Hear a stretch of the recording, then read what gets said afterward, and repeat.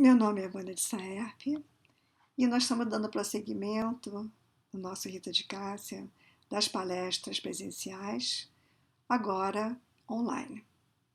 Então, nós estamos aqui hoje e vamos fazer então essa palestra, que é sobre o livro Céu e Inferno. Mas antes de nós darmos início à nossa palestra, nós vamos fazer a nossa prece como é de costume, sempre no nosso Rita de Cássia. Senhor Jesus, Mestre querido, que possamos ter, Senhor, a sua proteção e as suas bênçãos, e de todos os mentores espirituais encarregados das tarefas do nosso Rita de Cássia, Senhor, tão querido, nossa casa tão amada, para que possamos, Senhor, desempenhar as nossas tarefas a contento, levando aquele que nos procura hoje, Senhor, através da palestra online, e dando-lhe conforto, segurança, apoio e tranquilidade diante do que estamos vivenciando agora no nosso mundo. Que possamos então, Senhor, ter a presença desses amigos espirituais aqui na minha casa, para que possa dar conta dessa tarefa. Desse modo, Senhor, que possamos dar então início à nossa palestra do dia de hoje. Graças a Deus. Então, hoje nós vamos falar sobre o Céu e o Inferno, que é o quarto livro da codificação. O primeiro livro foi o Livro dos Espíritos, e ele foi dividido em 4 partes. E nessa última, que fala sobre as esperanças e consolações, as ideias e os conceitos foram ampliados para termos o livro Céu e Inferno. E nós estamos nesse momento, né, vivenciando como se fosse uma freada de Deus no tempo. O tempo que nós sempre reclamávamos, não tenho tempo, estou correndo demais, minha vida está uma loucura. Mas agora nós temos todo o tempo. E o que fazer com ele? Novos aprendizados certamente fazem com que a gente possa crescer nesse momento. E me lembro de um filme que eu vi há muito tempo, chamado Feitiço do Tempo. Muito interessante, porque ele contava a história do protagonista que vai a um evento que nos Estados Unidos se chama o Dia da Marmota, e ele lá se vê preso no tempo. Ele acorda todos os dias, durante vários dias, e tudo se repete. Ele começa a ficar enlouquecido com isso, não sabe o que fazer. Ele já sabe exatamente tudo o que vai acontecer naquele dia. E ele sempre age da mesma maneira. Até que um dia ele teve um insight interessante. Por que não agir de uma maneira diferente? Por que não utilizar isso que eu já sei que vai acontecer e ajudar as pessoas? Foi nesse momento que ele decide ajudar as pessoas que ele se livra dessa prisão do tempo. Então, hoje nós temos esse novo aprendizado que esse tempo está nos permitindo. Nos sentimos certamente inseguros, porque nesse momento eu fazendo essa coisa nova. Mas a casa nos propicia esse estudo da doutrina espírita para melhor nós aproveitarmos esses momentos mais tranquilos da nossa vida em relação ao tempo. Mas às vezes um pouco apreensivo, porque nós não sabemos. Existe uma razão para isso? Bom, como o acaso não existe, sabemos que há uma razão. E hoje o estudo se intitula O Porvir e o Nada. É a primeira parte do capítulo 1 do Céu e Inferno. E aí pensamos, né? Nós, seres humanos, somos muito interessantes, porque nós planejamos o absolutamente incerto. Ou melhor dizer, nós planejávamos, que agora não mais. E dava certo, às vezes não dava.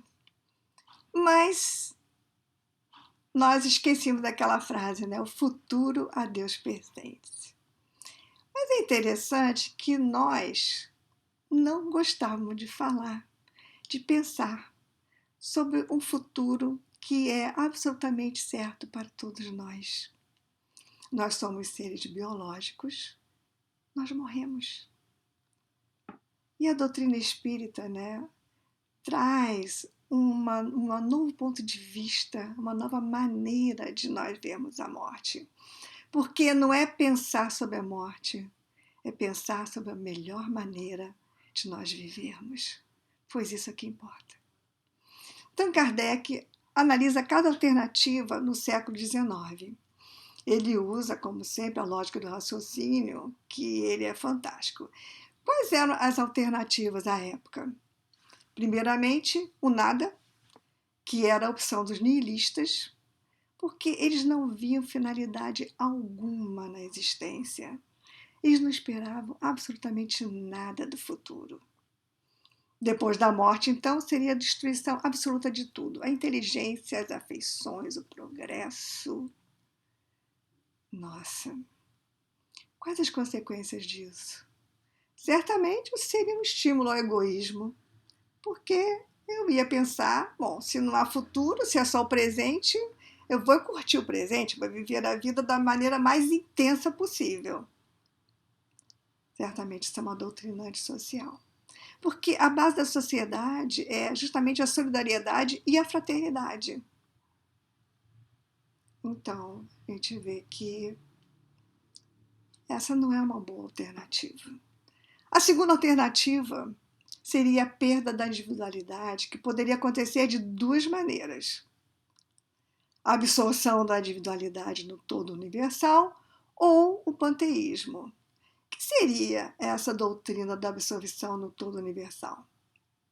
Bom, é uma doutrina que se diz espiritualista. Por quê? Porque, na verdade, defende um princípio de inteligência fora da matéria. Então, o homem, ao nascer, assimila uma parcela desse princípio que constitui sua alma e dá-lhe vida. Quando ele morre, ele volta ao foco comum, qual uma gota no oceano. É certamente um passo adiante do materialismo, mas as consequências são as mesmas. Existe uma enorme contradição.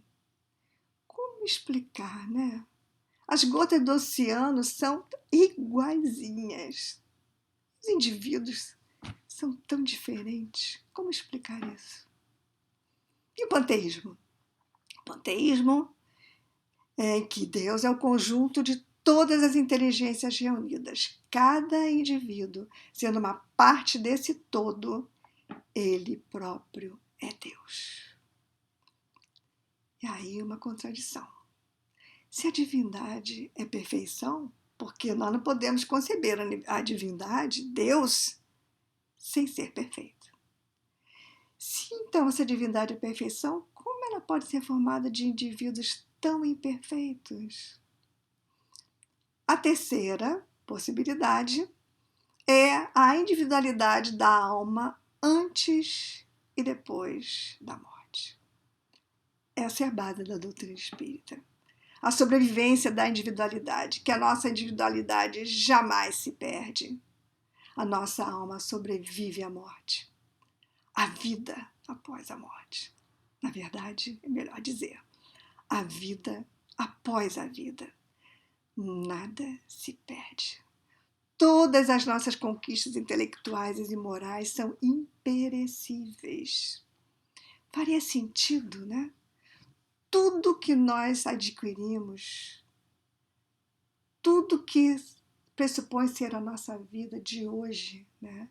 As nossas afeições mais queridas, todo o nosso aprendizado, tudo aquilo que nós conseguimos de qualidades morais, tudo isso se perder.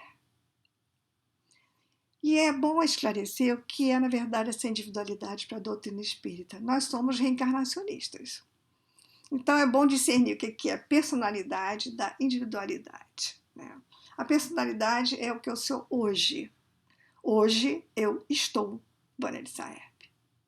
A minha individualidade são todas essas personalidades vividas durante toda a minha trajetória de vida, toda a minha trajetória de existência. Então, como perder não apenas a individualidade que era trazida pelas outras, né, pelas outras opções, mas a individualidade que é muito maior. Todas as minhas vivências, tudo que eu vivenciei, desde lá que eu sou átomo, e passando por todo o desenvolvimento da humanidade, para chegar à humanidade, que é um reino mineral, vegetal, animal, para depois sermos homens. E na história da humanidade, desde os tempos muito remotos, nós vemos que o homem acredita nessa vida após a morte. Nós vemos todos os rituais de sepultamento, os egípcios e todas as sociedades antigas, o esmero no enterro dos seus mortos, todos os cultos de sepultamento. E as religiões? Todas as religiões sempre admitiram o princípio das penas e gozos futuros da alma após a morte. Claro, se eu fiz o bem, eu vou para o céu. Se eu não fiz o bem, eu vou para o inferno. Mas o homem, ele consegue, né, tirar esse aprendizado maior, espiritual, e viver a sua religiosidade com fórmulas exteriores. Então, o homem aprendeu a ter fórmulas exteriores para alcançar o céu e o inferno. Mas o que está acontecendo agora? O nosso culto exterior está suspenso, né? Agora é palestra online, para você, exclusivamente para você. E não é interessante nós refletirmos sobre isso? Né? Nunca esse culto à divindade foi tão individual, tão direcionado, tão verdadeiro. Você está buscando, você quer, você está conectado. Lógico que nós sentimos falta, né, das nossas reuniões públicas presenciais, em que não apenas nós podíamos escutar ao vivo e a cores, né, as pessoas, mas como podíamos rever nossos amigos, depois até ter nossos encontros sociais. Por que será, né, que nós só valorizamos, na maioria das vezes, as coisas quando nós perdemos? Outro fato para reflexão, né? O que está funcionando agora? Só os serviços essenciais. Os mercados, os abastecimentos, as farmácias, os hospitais.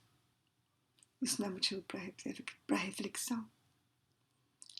Isso é um convite, gente, à nossa vivência do essencial. Porque agora nós só temos acesso ao essencial em termos materiais, mas nós precisamos ter acesso ao que é essencial em termos espirituais. Em tudo por tudo, eu estou sendo levada a refletir sobre a minha vida, a me reinventar, a me ressignificar. Tudo que me definia, né? A minha profissão, meu trabalho, minha posição social, minha família, meu CPF, meu sexo, tudo agora ficou irrelevante. Qual a nossa única preocupação agora? A maior de todas é, com certeza, preservarmos a vida, a nossa vida e dos nossos queridos de corações e dos nossos semelhantes. Então, é aterrorador ver todas essas notícias no mundo inteiro, vendo as mortes, as pessoas internadas nos CTIs. Então, esse é o momento adequado para reavaliar valores. E nesse momento, a única classificação que nos distingue é infectados assintomáticos, sintomáticos e mortos. E o que é ruim? Nós temos medo da morte. Será ruim isso? Ou será providencial? E aí eu mando para vocês um teaser, né? Porque no segundo capítulo do Céu e Inferno, Kardec vai falar justamente sobre o temor da morte. E é respondida essa pergunta: por que nós temos medo da morte? Então, é um dever de casa. E qual o recado que nós temos agora? Em todas as mídias, em todas as redes sociais, fique em casa. Precisamos evitar o contágio a todo custo. Diante disso, será que ainda há muitos que não se dobram às circunstâncias e continuam a crer no nada? É muito intrigante a descrença, né? Porque ela acontece mesmo diante das evidências mais contundentes, como que agora nós estamos vivenciando. Isso me faz lembrar que nos anos 70, eu vivia nos Estados Unidos nessa época, e uma médica psiquiatra nos Estados Unidos revolucionou a relação médico-paciente. E foi, assim, realmente uma grande revolução. Porque ela teve um novo olhar para os pacientes terminais.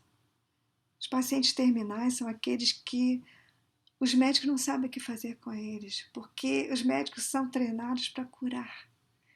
E quando eles veem que essa cura não vai ser possível, que esses pacientes estão destinados à morte, eles não sabem o que fazer. Então a doutora Elizabeth Kubler-Ross, nome dela, publicou o livro sobre a morte e morrer. E ela realmente mudou a medicina para sempre. O que ela fez? Ela se aproximou desses pacientes terminais. Como psiquiatra, ela teve uma escuta para o que eles falavam. E de que eles falavam? Das suas angústias, dos seus medos, dos seus sofrimentos.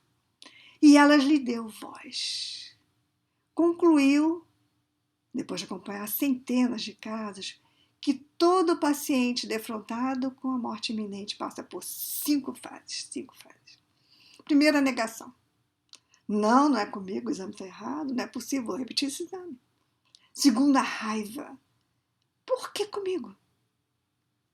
Terceiro, a barganha com Deus. Senhor, que eu possa viver até a formatura do meu filho, o casamento da minha filha, o nascimento do meu neto. Quarta fase, a depressão. Nessa fase, o doente não quer ver ninguém, ele quer ficar sozinho com ele mesmo, para finalmente a última fase, que é a fase da aceitação. Aceitam a morte. E essa é uma etapa maravilhosa. E ela fala que nem todos os doentes passam pelas mesmas fases da mesma maneira, uma seguida da outra, mas que todos passam por todas as fases. E numa entrevista, ela declarou que sabia pouco sobre a doutrina, sobre a filosofia da reencarnação, pois não tinha sido essa a educação que ela recebera. Mas quem sabe que com o tempo, né, ela compreenderia, né, e ela entenderia. E ela termina o livro dela com uma frase que me chocava. Ela escreveu: observar a morte em paz de um ser humano faz-nos lembrar uma estrela cadente. É uma entre milhões de luzes no céu imenso que cintila por um breve momento para desaparecer para sempre na noite sem fim. Olha só, para desaparecer para sempre na noite sem fim. Então, ela acreditava que depois da morte é o nada. E como deve ter sido para ela, né, relatar a fé dos seus pacientes, essa barganha com Deus, né? No mínimo deve ter causado uma certa estranheza a ela. Mas essa estranheza a gente vê muito interessante. Lembro da história do Dr. Paulo Niemeyer, numa entrevista que eu li, que ele conta que depois de uma cirurgia de horas e horas, no esforço tremendo dele e de toda a sua equipe, Ele saía da sala de cirurgia, encontrava os parentes daquela pessoa que havia sido, que sofreu da cirurgia, e dizia, foi um sucesso, deu tudo certo, ele está super bem. E então, esses parentes diziam, graças a Deus, doutor.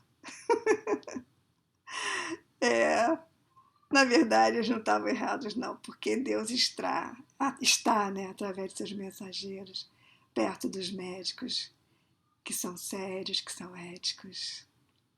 Mas vejam só, a doutora Elizabeth Kubler-Ross se converte. E ela publica depois 2 livros, um autobiográfico, A Roda da Vida, e o outro, olhem o título, pasmem, A Morte, um Amanhecer, onde ela relata esse encontro que ela teve com a espiritualidade.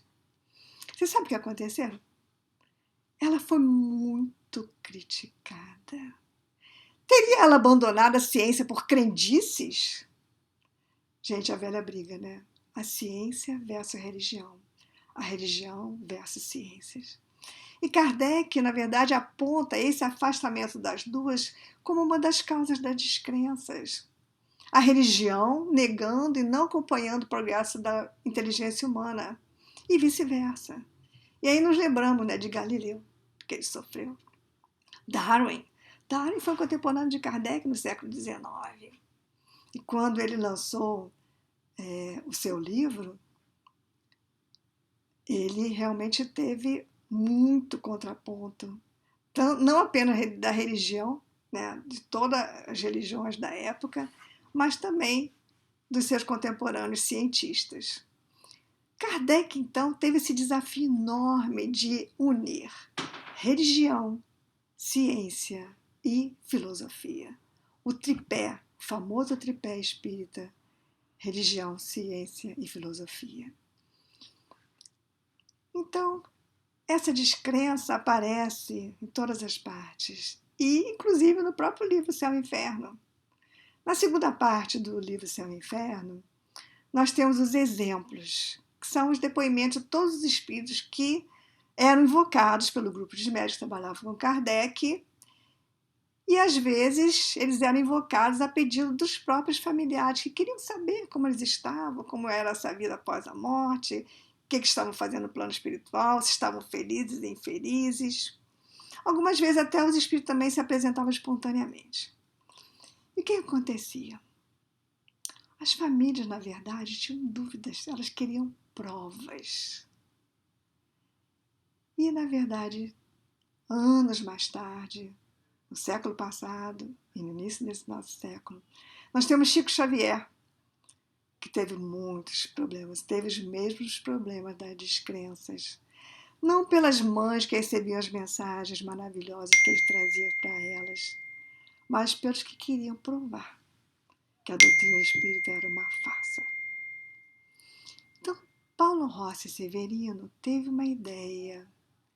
Ele entrevistou mais de 200 famílias de comunicantes das cartas mediúnicas psicografadas por Xavier, em detalhes como reconhecimento das palavras, das frases e dos estilos dos comunicantes, o modo deles escreverem seus nomes, os apelidos, e em muitos casos a assinatura era idêntica.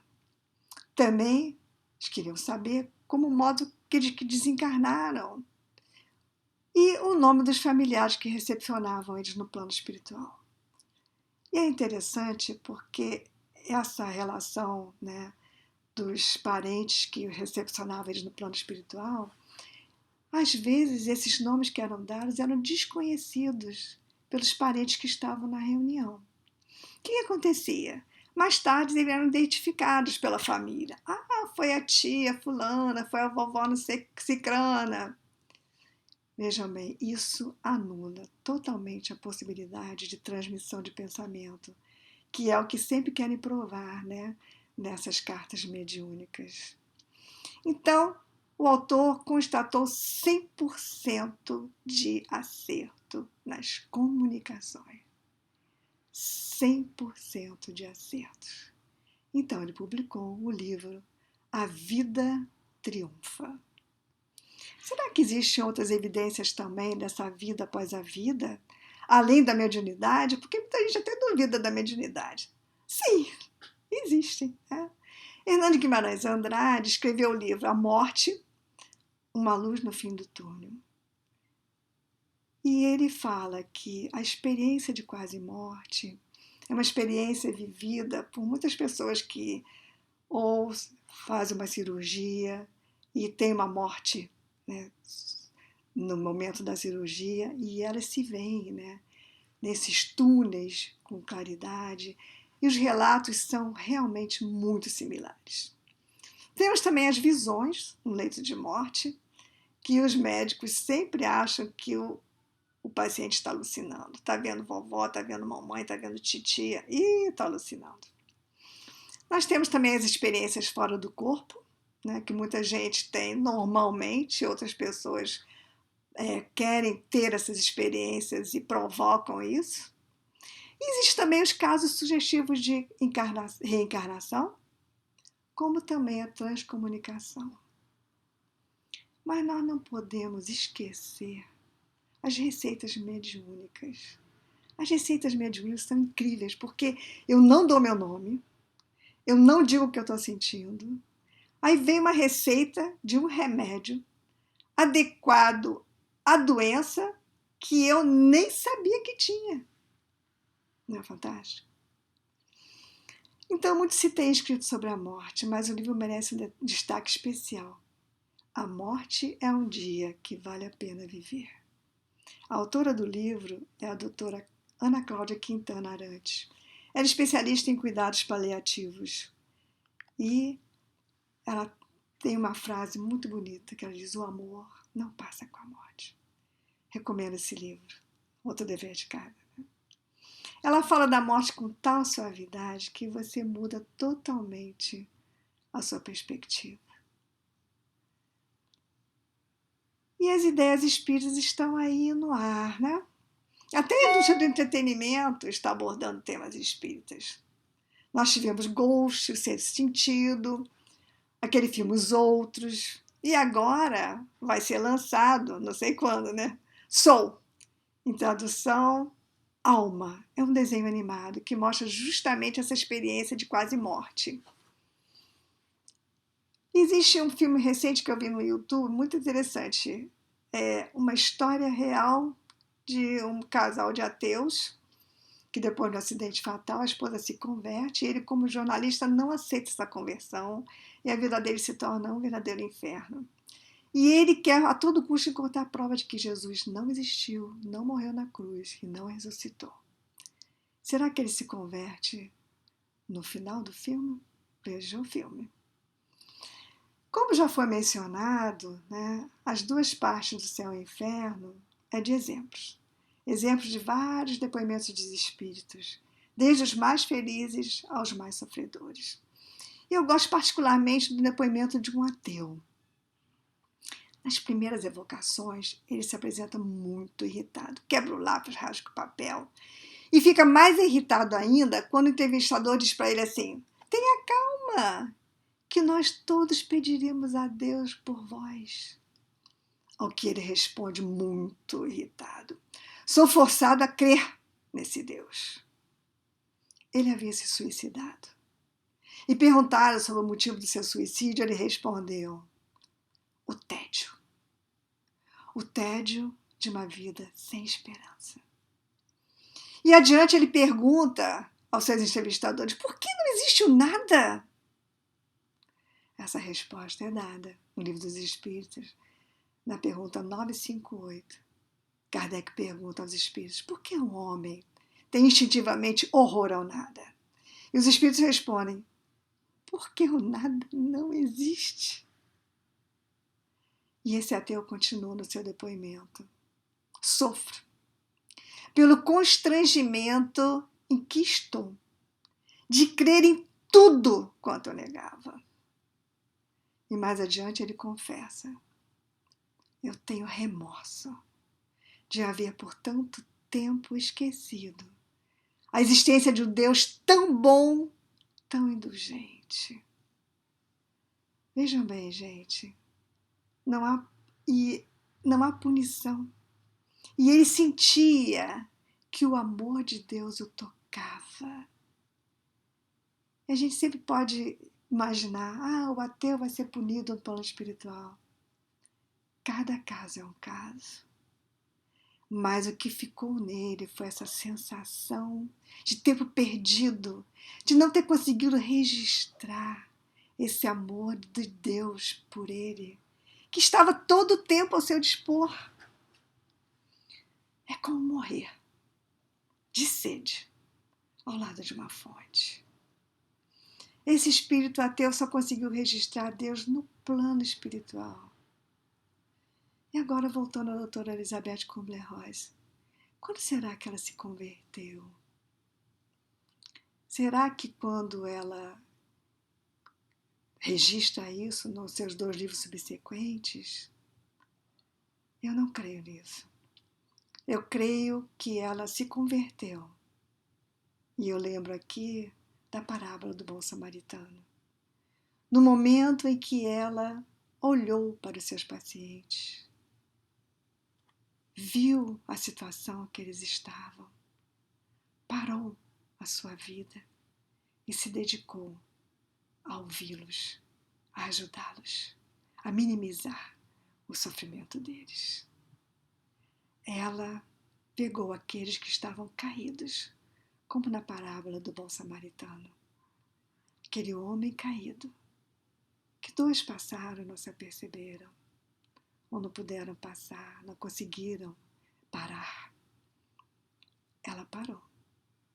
Ela parou e pegou aquele que estava caído no chão e o ergueu para a sua condição de ser humano, a condição daquele que precisa ser acolhido. Então, ela foi tocada de compaixão como um bom samaritano. Na verdade, ela já fazia o que Deus espera de nós: dar amor. E todos aqueles pacientes se sentiram acolhidos nas suas necessidades mais básicas: serem amados. E nesse momento que nós estamos vivendo, é hora de nós nos reconectarmos. Não via Facebook, Instagram, Twitter, mas essa conexão super, hiper, ultra galáxica, Jesus, que nos levará a Deus.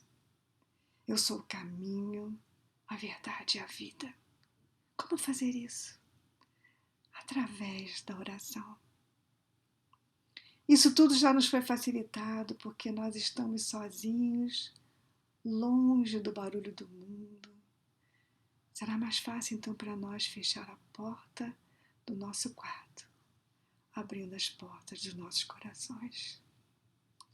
Deus que nos ama, que supre a nossa necessidade mais básica: sermos amados.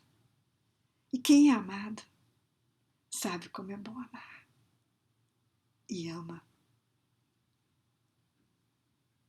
Deus Pai, Ele enviou o nosso irmão mais velho, que veio nos ensinar a amar.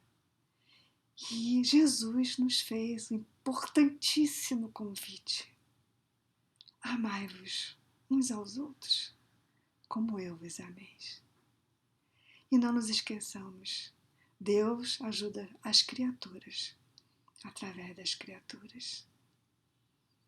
E recentemente recebi uma história muito bonita, que é a história do Chico Xavier, aquele que, com a sua mediunidade portentosa, ajudou a quantas centenas, a milhares de pessoas. Certamente podemos computar os milhares, porque não apenas aquelas cartas mediúnicas, mas toda a literatura espírita que veio através dele, que veio nos ajudar tanto a entendermos melhor ainda o plano espiritual, o que é essa vida após a vida. Chico nos conta essa história do seu paletó. Parece que essa história se passa quando Chico já está desencarnado e o Dr. Bezerra vem buscá-lo para levá-lo para encontrar Jesus. Então Chico Está quase indo com o doutor Bezerra quando se lembra: doutor Bezerra, deixe-me levar o meu paletó. Doutor Bezerra, querendo quebrar, né, a formalidade daquela situação, diz: mas Chico, para que você não vai precisar disso?